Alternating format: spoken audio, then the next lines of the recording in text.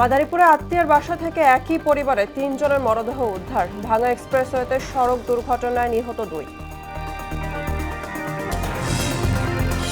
সরকারের কাছে অভিযুক্ত ২৮২ সাংবাদিকদের তালিকা হস্তান্তর, মামলায় হস্তক্ষেপ না করে খতিয়ে দেখার নির্দেশ। গণমাধ্যম কমিশন গঠনের তাগিদ তথ্যমন্ত্রীর। কোরবানির আগে লালমনিরহাটে শেষ মুহূর্তের পশু পরিচর্যা। ভারতীয় গরু অনুপ্রবেশের শঙ্কা, সীমান্তে নজরদারি রয়েছে দাবি প্রাণী সম্পদ দফতরের। এবং গাজীপুরবাসীর গলার কাটায় পরিণত হয়েছে জয়দেবপুর রেল ক্রসিং। ওভারব্রিজের অভাবে গড়ে ৭ ঘন্টা আটকে থাকছে যানবাহন, সংকট সমাধানের আশ্বাস।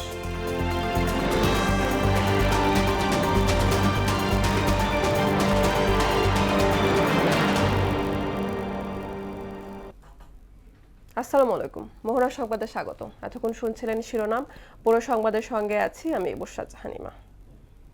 মাদারীপুরে আত্মীয়ের বাসা থেকে শিশু সহ একই পরিবারের ৩ জনের মরদেহ উদ্ধার করেছে পুলিশ। রোববার মধ্যরাতে শহরের আমিরাবাদ এলাকায় এই ঘটনা ঘটে। নিহতরা হলেন মাদারীপুর সদর উপজেলার কলাগাছিয়া এলাকার চিন্ময় দাস, তার স্ত্রী ঈশা দাস ও ৮ মাসের শিশু। মাদারীপুর সদর মডেল থানার ভারপ্রাপ্ত কর্মকর্তা আবুল কালাম আজাদ জানান, শহরের আমিরাবাদ এলাকার ৩ বছর ধরে ভাড়া থাকেন গোপালগঞ্জের মুকসুদপুর উপজেলার ইতালি প্রবাসী যতীন বারই। রোববার আত্মীয়ের পরিচয় দিয়ে ওই বাড়িতে যান চিন্ময় দাসের পরিবারের ৩ সদস্য। এটি হত্যা নাকি আত্মহত্যা তা খতিয়ে দেখা হচ্ছে বলে জানান মাদারীপুর সদর মডেল থানার ভারপ্রাপ্ত কর্মকর্তা। ফরিদপুরের ভাঙা এক্সপ্রেসওয়েতে আতাদি ফ্লাইওভারের ওপর গাছ ভর্তি ট্রাকের পিছনে অন্য একটি ট্রাকের ধাক্কায় ২ জন নিহত হয়েছেন। গেল ৩ দিনে একই এলাকায় সড়ক দুর্ঘটনায় ৬ জনের প্রাণহানি হয়েছে। ভোর ৫টার দিকে এই দুর্ঘটনা ঘটে। তারা দুজনই ট্রাকের চালক ও হেলপার। এ বিষয়ে ভাঙ্গা হাইওয়ে থানার এসআই সোহেল খান বলেন, চালক মোহাম্মদ শামীমের পরিচয় পাওয়া গেছে। হেলপারের পরিচয় শনাক্তের চেষ্টা চলছে। ২টি ট্রাকই জব্দ করা হয়েছে।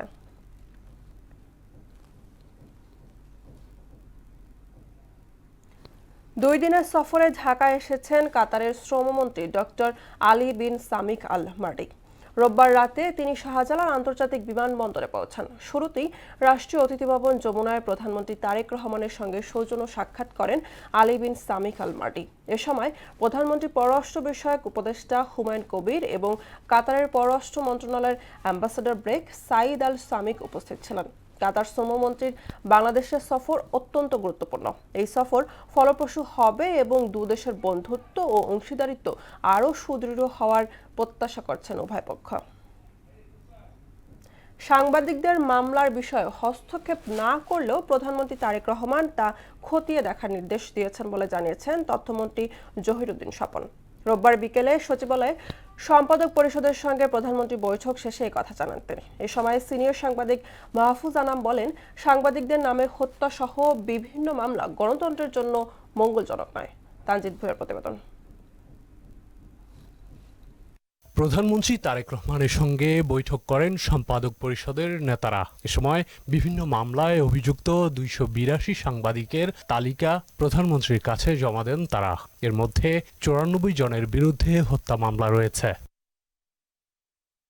বৈঠক শেষে সম্পাদক পরিষদের সভাপতি ও নিউএস সম্পাদক নুরুল কবির জানান, সভায় গণমাধ্যমকে গ্রহণযোগ্য করতে বাধা দূর করার পরামর্শ দেওয়া হয়েছে। এছাড়া গণতান্ত্রিক মিডিয়া রেজিম তৈরিতে পরামর্শক কমিটি গঠনে সাংবাদিকরা একমত হয়েছেন বলেও দাবি করেন তিনি। বাংলাদেশে একটা গণতান্ত্রিক মিডিয়া রেজিম করবার জন্য সকল সংশ্লিষ্ট সকল পক্ষের সমন্বয়ে একটা পরামর্শক কমিটি করে জুন মাস ধরে কাজ করে জুলাইয়ের কোনো একটা সময়ে একটা চূড়ান্ত একটা রিপোর্ট তৈরি করে তার আলোকে একটা গণতন্ত্র পরায়ণ আইন তৈরি করবার জন্য আমরা সম্মত হয়েছি। এ সময় সাংবাদিকদের নামে হত্যাসহ বিভিন্ন মামলা গণতন্ত্রের জন্য মঙ্গলজনক নয় বলে জানান জ্যেষ্ঠ সাংবাদিক মাহফুজ আনাম। ৯৪ জন হত্যা মামলার তারা আসামি হিসেবে, তো সেটা আমরা প্রধানমন্ত্রীর কাছে সেই লিস্ট দিয়েছি। এই লিস্টটা একদম যে সম্পূর্ণ সেটা বলবো না, অসম্পূর্ণ থাকতে পারে, কিন্তু আমরা আন্তরিকভাবে চেষ্টা করে দিয়েছি এবং প্রধানমন্ত্রী সেটা গ্রহণ করেছেন। পরে তথ্যমন্ত্রী জহিরুদ্দিন স্বপন বলেন, সাংবাদিকদের নামে দায়ের করা মামলার বিষয়ে হস্তক্ষেপ করবে না সরকার। তবে এসব মামলা খতিয়ে দেখতে প্রধানমন্ত্রী নির্দেশ দিয়েছেন বলেও জানান তিনি। মাননীয় প্রধানমন্ত্রী তাদের অনুভূতির সঙ্গে একমত পোষণ করে প্রয়োজনীয় ব্যবস্থা নেওয়ার জন্য আমাকে নির্দেশ দিয়েছেন। তামজিদ ভুইয়া, মোহনা সংবাদ, ঢাকা। টেলিভিশনের জন্য একটি নিরপেক্ষ ও গ্রহণযোগ্য কমিশন গঠনের কথা জানিয়ে তথ্য ও সম্প্রচার মন্ত্রী জহির উদ্দিন স্বপন বলেছেন, কমিশনের গঠন প্রক্রিয়া নিয়ে শিগগিরই সংশ্লিষ্টদের নিয়ে আলোচনায় বসবে সরকার। রোববার দুপুরে সচিবালয়ে টেলিভিশন এডিটর্স কাউন্সিল নেতাদের সঙ্গে বৈঠকে কথা জানান তিনি। এ সময় সম্প্রচার গণমাধ্যমের জন্য সুস্পষ্ট নীতিমালা তৈরির দাবি জানায় সংগঠনের নেতারা। আরও জানাচ্ছেন মফিউর রহমান। সরকারের পক্ষ থেকে সকল পক্ষ সচিবালয়ে তথ্য সম্প্রচার মন্ত্রী জহিরুদ্দিন স্বপনের সঙ্গে সৌজন্য সাক্ষাৎ করেন বেসরকারি টেলিভিশন চ্যানেলগুলোর সম্পাদক ও বার্তা প্রদানদের নিয়ে সদ্য গঠিত টেলিভিশন এডিটর্স কাউন্সিল টিইসি নেতারা। র্যাপ আপ করেন। অতীতে টেলিভিশন সম্পাদকদের নিয়ে একটি পকেট সংগঠন করা হয়েছিল অভিযোগ করে নতুন সংগঠনটি বলছে, তখন অপতথ্য, গুজব, হিংসা, বিদ্বেষ ছড়ানো ছাড়া আর কিছুই ছিল না। আমাদের গণমাধ্যম যেন প্রচার করি, সেটা ফ্যাক্ট চেকিংটা যেন প্রপার হয়, ডাটাটা যেন প্রপার থাকে, ইনফরমেশনটা যেন সঠিক হয়। তাইলে আমাদের যারা ভিউয়ার্স বলি, আমাদের যে জনগণ বলি, তাদের কাছে আমরা সত্যটা প্রকাশ করতে পারব। এই সময় তথ্যমন্ত্রী বলেন, টেলিভিশনের জন্য একটি কমিশন গঠন করা হবে। কেবল বিজ্ঞাপনের জন্য কোনো পত্রিকা এখন থেকে আর মন গড়া সংখ্যা প্রকাশ করতে পারবে না। সরকার কোনো মিথ্যা কাঠামোর উপর দাঁড়িয়ে কাজ করবে না বলেও জানান তিনি। মাত্র 500টা টিআরপি দিয়ে আমি দেশের 5 কোটি টেলিভিশনের হিসাব বুঝাই দেব, অথবা সেই মিথ্যাকে গ্রহণ করব, অথবা পত্রিকার ছাপাকে আমি আমার মন গড়া একটা সংখ্যার ভিত্তিতে বিজ্ঞাপনের সুযোগ সুবিধা বন্টন করব, এই নীতিমালা থেকে তথ্য মন্ত্রণালয় বেরিয়ে আসবে। কোনো মিথ্যার কোনো কাঠামোর উপরে আমরা দাঁড়াবো না। গণমাধ্যম শিল্পে শৃঙ্খলা ফেরাতে কঠোর অবস্থানের ইঙ্গিত দেন মন্ত্রী। দেশের সবচেয়ে জনপ্রিয় ব্যক্তি, সবচেয়ে বেশি তাকে ঘৃণিত করার জন্য গণমাধ্যমকে ব্যবহার করা হয়েছিল। তার মানে গণমাধ্যম পরিচালনা ব্যবস্থার মধ্যেই সেই ক্ষমতা সুযোগ আছে। আইন যদি থেকেও থাকে তাহলে তা কত দুর্বল যে এটা করা গিয়েছিল। এনিওয়ে, আমরা আশা করি একটা পুরো পরিস্থিতি পরিবর্তন করব। টেলিভিশন সাংবাদিকতায় পেশাগত মান উন্নয়ন, সম্পাদকীয় স্বাধীনতা ও নৈতিকতা রক্ষার স্বার্থে সম্প্রতি যাত্রা করে এডিটর্স কাউন্সিল টিইসি। সুযোগ এবং অধিকারের বন্টনটাও করতে পারবে। মফিউর রহমান, মোহনা সংবাদ, ঢাকা। ডক্টর ইউনূসের নেতৃত্বাধীন সাবেক অন্তর্বর্তী সরকারের 18 মাসের কর্মকাণ্ডের তদন্ত চেয়ে হাইকোর্টে দায়ের করা রিটের আদেশের জন্য 21 মে দিন ধার্য করা হয়েছে। এছাড়া হামটিকার বিষয়ে অধ্যাপক ইউনূস সহ সাবেক উপদেষ্টাদের ভূমিকা নিয়ে তদন্ত শেষ না হওয়া পর্যন্ত দেশ ত্যাগে নিষেধাজ্ঞা চাওয়া হয়েছে। রিটের শুনানি হবে আগামীকাল। মুদাস্সির আলীর প্রতিবেদন। অধ্যাপক মোহাম্মদ ইউনূসের নেতৃত্বাধীন অন্তর্বর্তী সরকারের 18 মাসের কর্মকাণ্ডের বিষয়ে তদন্ত চেয়ে হাইকোর্টের রিট দায়ের করা হয়েছে। শুনানি শেষে এ বিষয়ে আদেশের জন্য 21 মে দিন ধার্য করেছেন বিচারপতি আহমেদ সোহেল ও বিচারপতি ফাতেমা আনোয়ারের সমন্বয়ে গঠিত হাইকোর্ট বেঞ্চ। শুনানিতে রাষ্ট্রপক্ষে ছিলেন অ্যাটর্নি জেনারেল মোহাম্মদ রুহুল কুদ্দুস কাজল, আর রিটের পক্ষে ছিলেন সিনিয়র আইনজীবী MK রহমান ও রিটকারী আইনজীবী মহসিন রশিদ। একটা কমিশন অফ ইনকোয়ারি চেয়েছি যে ইউনূস সাহেবের আমলে যা কিছু ঘটেছে একটা ইনকোয়ারি করতে। এই যে আমাদেরকে দাসত্বর মধ্যে নিয়ে গেছে আমেরিকার, বা এই যে টিকা বাচ্চারা মারা যাচ্ছে, কেন এইগুলি কিনা হয় না, এইসব টোটাল। এদিকে হামের টিকার বিষয়ে সাবেক অন্তর্বর্তী সরকারের ভূমিকা তদন্তে হাইকোর্টের রিট দায়ের করেন সুপ্রিম কোর্টের আইনজীবী ব্যারিস্টার M আশরাফুল ইসলাম। আমি পিটিশনার, কারণ হচ্ছে এটাকে একটা থ্রোলি ইনভেস্টিগেশন করতে হবে, যেটা আইনের 3 ধারা ইনকোয়ারি কমিশন অ্যাক্ট, এবং ইনকোয়ারি না হওয়া পর্যন্ত এই প্রত্যেকটা লোক ডক্টর ইউনূস থেকে আরম্ভ করে অ্যাডভাইজাররা যেন দেশ ত্যাগ করতে না পারে। এছাড়াও ইউনূস শাসনামলে telecommunication network and licensing policy 2025 কেন অবৈধ ঘোষণা করা হবে না তা জানতে চেয়ে রুল জারি করেছেন হাইকোর্ট। এই পলিসি দিয়ে ডক্টর মোহাম্মদ ইউনূস চালাকি করেন বলে জানান রিটকারী আইনজীবী ব্যারিস্টার সানাউল্লাহ নূর। ডক্টর ইউনূস চালাকি করেছেন। কেন চালাকি করেছেন? বিকজ উনি সরকার ক্ষমতা থাকাকালীনও উনার একটা কোম্পানি আছে গ্রামীণ ফোন, আমরা সবাই জানি, ওখানে ওনার 34% শেয়ার আছে। সেই শেয়ার থাকার কারণে যদি বিদেশি কোম্পানিগুলোকে এই সকল লাইসেন্সিং সুবিধাগুলো দেওয়া হয় এই টেলিকমিউনিকেশন পলিসি অনুযায়ী, তাহলে কি হবে? অন্যান্য ডোমেস্টিক প্রায় 2900 কোম্পানি মারা যাবে। মার্কেট মনোপলি করে উনি ব্যবসাটাকে একচেটিয়া করে ফেলতে চাচ্ছেন। অন্যদিকে আবু সাইদ হত্যা মামলার 10 বছরের সাজাপ্রাপ্ত আসামি রোকেয়া বিশ্ববিদ্যালয়ের সাবেক ভিসি হাসিবুর রশিদকে গ্রেফতার দেখিয়ে কারাগারে পাঠানোর আদেশ দিয়েছেন ট্রাইব্যুনাল। বিচারপতি নজরুল ইসলাম চৌধুরীর নেতৃত্বাধীন বিচারিক প্যানেল ট্রাইব্যুনাল 2 এই আদেশ দেন। শনিবার রাতে বেরোবির সাবেক ভিসিকে মোহাম্মদপুর থেকে গ্রেফতার করা হয়। মুদাসসির আলী, মোহনা সংবাদ, ঢাকা। কোরবানির ঈদ সামনে রেখে লাভের আশায় পশু পালন করলেও সীমান্তবর্তী জেলা লালমনিরহাটে দুশ্চিন্তায় রয়েছেন খামারিরা। ঈদের আগে ভারতীয় গরু অনুপ্রবেশের শঙ্কা প্রকাশ করেছেন তারা। সারা বছর লালন পালন করার পরও শেষ মুহূর্তে ভারতীয় গরু বাজারে ঢুকলে লোকসানের মুখে পড়বেন খামারিরা। তবে প্রাণী সম্পদ দফতর বলছে সীমান্তে নজরদারি জোরদার থাকায় গরু প্রবেশের সুযোগ নেই। সুমন খানের তথ্যে বিস্তারিত জানাচ্ছেন ডলি বিনতে মনোয়ারা। সীমান্তবর্তী জেলা লালমনিরহাট। এখানে ছোট বড় বিভিন্ন খামারে চলছে গবাদি পশু মোটা তাজাকরণের শেষ সময়ের প্রস্তুতি। কোরবানির হাটে ভালো দাম পেতে গরুর পরিচর্যায় ব্যস্ত সময় পার করছেন খামারিরা। তাদের দাবি, কোনো ধরনের ক্ষতিকর ইনজেকশন কিংবা ওষুধ ব্যবহার ছাড়াই সম্পূর্ণ দেশীয় পদ্ধতিতে পশু পালন করছেন তারা। তবে অন্যান্য বছরের তুলনায় এবার গোখাদ্যের দাম বেড়ে যাওয়ায় উৎপাদন খরচও বেড়েছে কয়েক গুণ। এরপরও সীমান্ত দিয়ে ভারতীয় গরু প্রবেশ বন্ধ থাকলে ভালো দাম পাওয়ার আশা করছেন খামারিরা। জিনিসপত্র যেভাবে দাম, তাতে তো বাজার হিসেবে আমাদের অনেক লস হয়। এখন যদি খামারিরা যদি ঠিকভাবে বিক্রি করবে না পায়, তাতে বহুত টাকা লস থাকবে। যেগুলো মোটা তাজা ইনজেকশন নেই এবং আমরা যেটাগুলো গরু খাওয়া দিচ্ছি সেটা হলো যে ভুট্টা, খৈলা, ধানের গুঁড়া, আমরা ভুসি। আশা করতেছি যে আগের বছরের থেকে এবছর আমরা লাভবান হতে পারবো যদি বাইরের থেকে কোনো গরু না আসে। এদিকে খামারিদের বিভিন্ন পরামর্শ দেওয়ার পাশাপাশি সীমান্ত দিয়ে অবৈধভাবে গরু আসার সুযোগ নেই বলে জানালেন এই কর্মকর্তা। ভারত থেকে যাতে গরু অনুপ্রবেশ করতে না পারে এই বিষয়গুলি আমরা মনিটরিং এ রেখেছি। আমাদের ট্রল টিম কাজ করছে, পাশাপাশি বিজিবি টিম এবং পুলিশ সদস্যরা আমাদের সহযোগিতা করছে। আর জেলা প্রাণী সম্পদ অফিসার বলছেন, চলতি বছর জেলায় 2,06,462টি কোরবানির উপযুক্ত পশু মজুদ রয়েছে, যা প্রয়োজনের তুলনায় 53,578টি বেশি। আমাদের লালমনিরহাট জেলায় এবার খামারি গণের 2,06,462 গবাদি পশু প্রস্তুত আছে। আমাদের চাহিদা হলো 1,52,884টি। আমাদের উদ্বৃত্ত থাকবে 53,578টি প্রাণী। ঈদের আগে এসব পশু দেশের বিভিন্ন হাট বাজারে বিক্রি হবে বলেও জানান তিনি। ডলি বিনতে মনোয়ারা, মোহনা সংবাদ।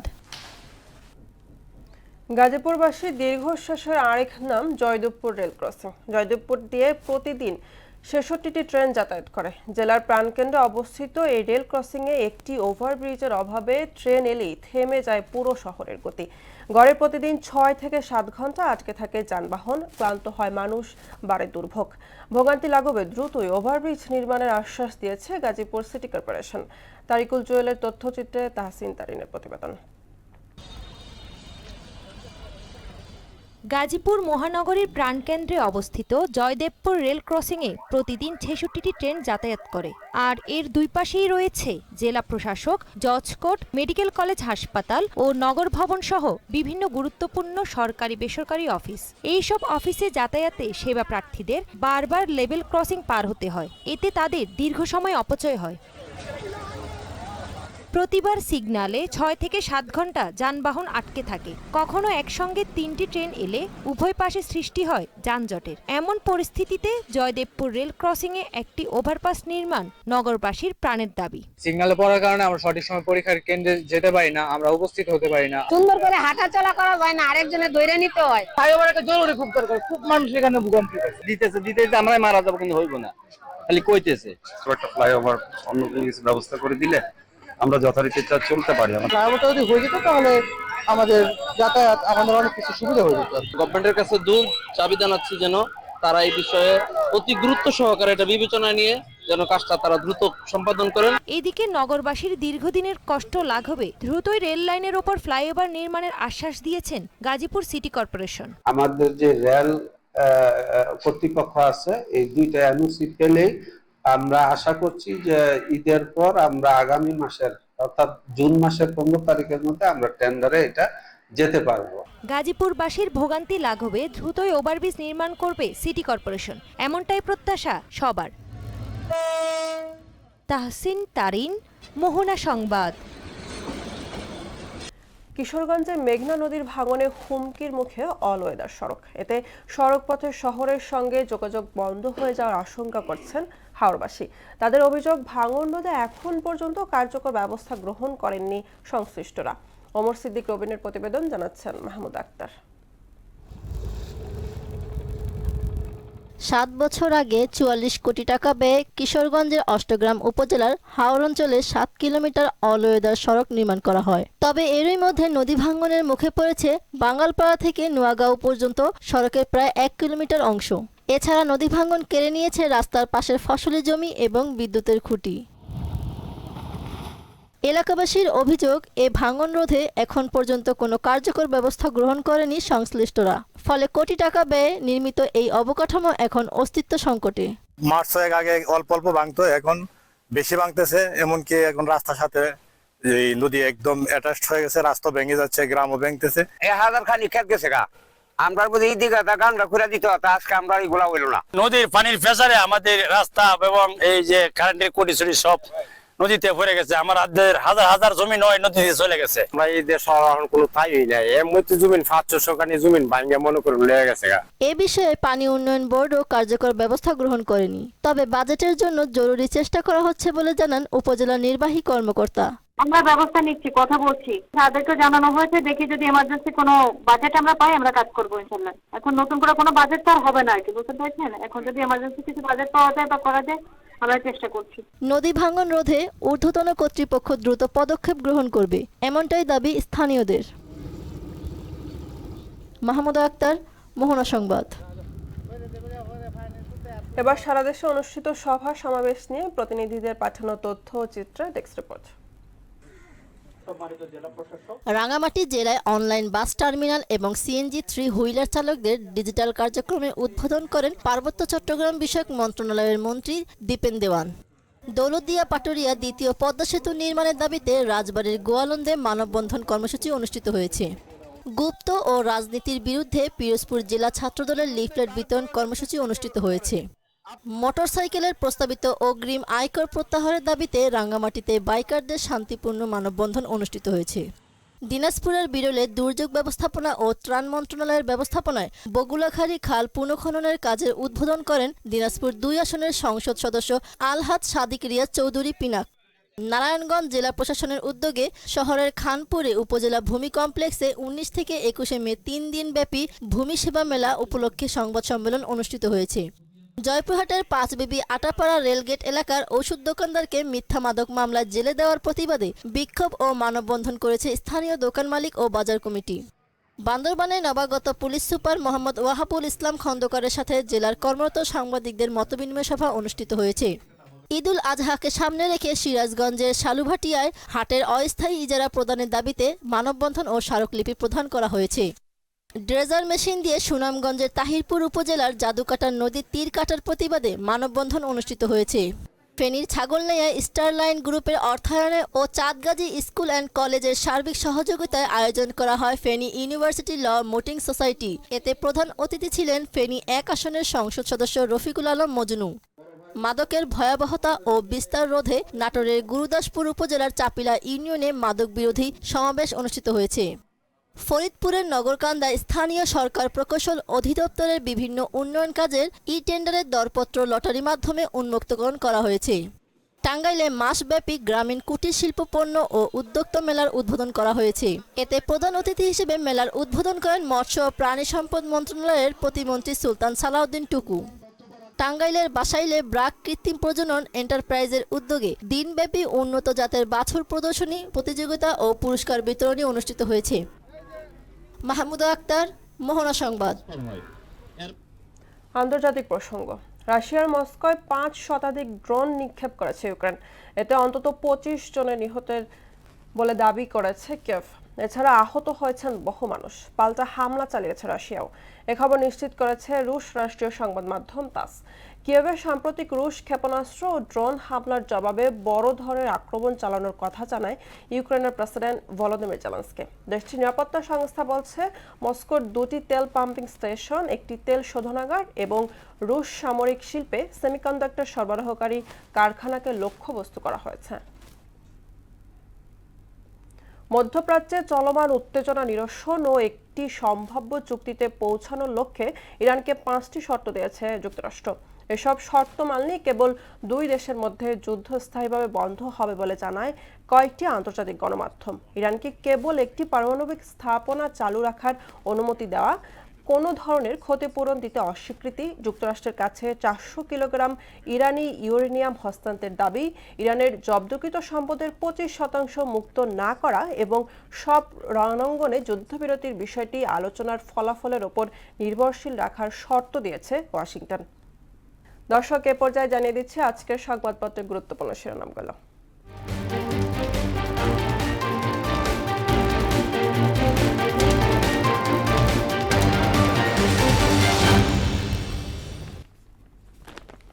প্রথম আলো শিরোনাম করেছে সড়ক প্রকল্পের টাকায় ভবন বিলাস, আবার নাগরিকত্ব ছাড়ার আবেদন এস আলমের। লক্ষ্যমাত্রার চেয়ে বেশি শিশুকে টিকাদান, আরও 6 মৃত্যু। দৈনিক ইত্তেফাক শিরোনাম করেছে হামে আক্রান্ত শিশুদের সামনে আরও বিপদ, নির্মূল হওয়া রোগও ফিরে আসতে পারে অভিমত বিশেষজ্ঞদের। প্রধানমন্ত্রীর বৈঠক, গণমাধ্যমের স্বাধীনতা রক্ষায় আইন সংশোধনের দাবি সম্পাদকদের। সাংবাদিকদের বিরুদ্ধে 282 মামলার তালিকা হস্তান্তর। সমকাল শিরোনাম করেছে জুলাইয়ের 798 মামলায় 5074 জনকে অব্যাহতির সুপারিশ, উপাচার্যের যোগদান ঘিরে দফায় দফায় সংঘর্ষ। বাংলাদেশ প্রতিদিন শিরোনাম করেছে সাইবার সুরক্ষা আইনে অরক্ষিত জনগণ, 162 পয়েন্টে 1600 গডফাদার, দালাল দেয় ওয়ান স্টপ সার্ভিস। যুগান্তর শিরোনাম করেছে নতুন কৌশল, ডিবি র্যাব পরিচয় ফোন, 10 লাখ টাকা দিলে আসামি ছেড়ে দেব, খাতা খুলে ঘুষ ভাগাভাগি। আমার দেশ শিরোনাম করেছে আওয়ামী লীগকে ফেরাতে নিশানা ইউনুস, হামে মোট মৃত্যুর 44% ঢাকা বিভাগে। দর্শক, এই ছিল আজকের সংবাদপত্রের গুরুত্বপূর্ণ শিরোনামগুলো। শেষ করব মোহনা সংবাদ, যাবার আগে শিরোনামগুলো আরো একবার।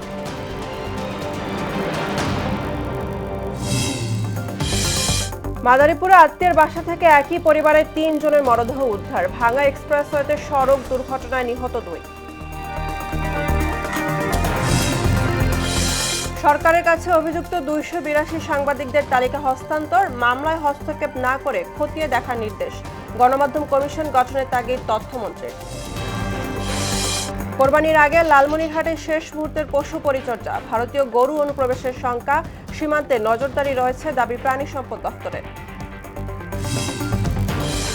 এবং গাজীপুরবাসীর গলার কাটায় পরিণত হয়েছে জয়দেবপুর রেল ক্রসিং, ওভারব্রিজের অভাবে গড়ে 7 ঘন্টা আটকা থাকছে যানবাহন, সংকট সমাধানের আশ্বাস।